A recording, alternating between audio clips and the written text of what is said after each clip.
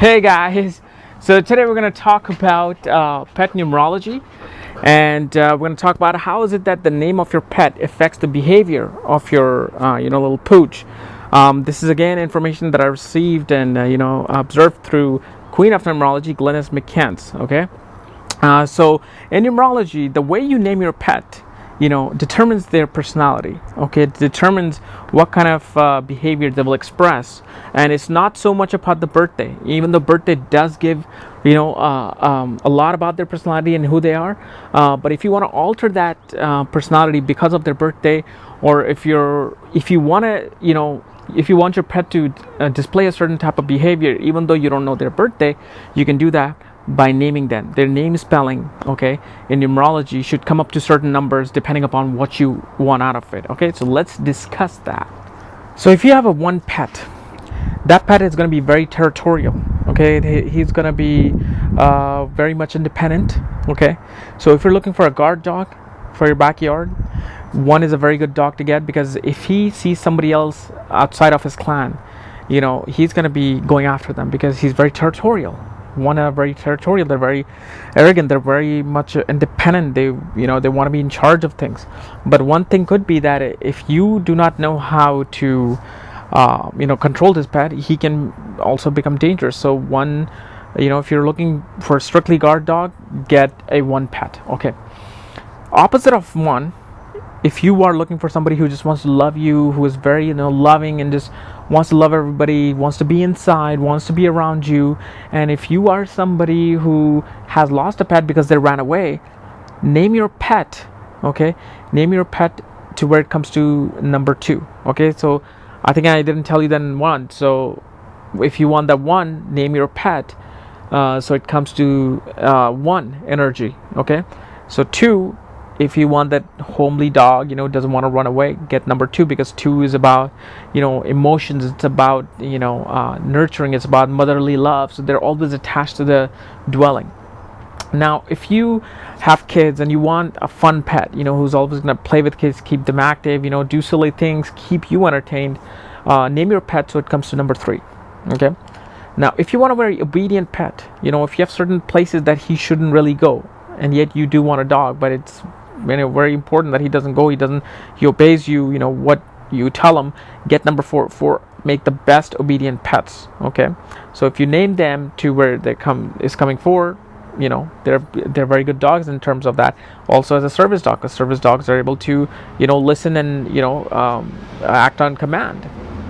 5, if you're a very active person, if you want to run, you jog, you go for biking, hiking, beach, you're a very outdoorsy person, name your pet so where the energy comes to 5. Okay, if you want a pet who is very much about home, just like number 2, who's very much about bringing love into the family, name your pet 6, because 6 has the energy of Venus, 2 is the moon. They're both very much about home.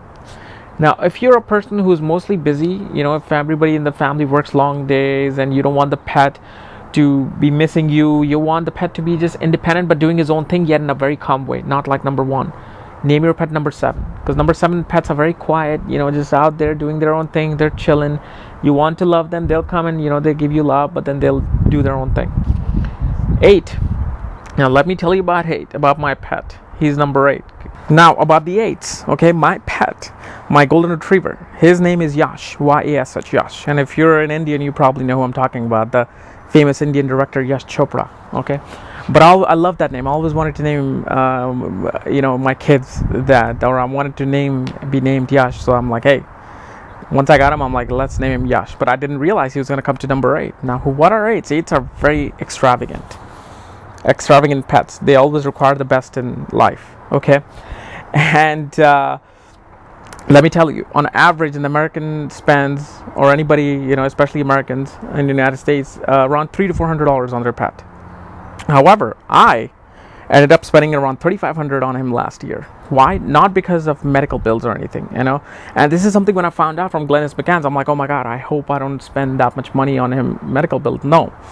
What happened is 8s are extreme of everything. So when Yash loves me or loves anybody, he loves you to death. He just loves you.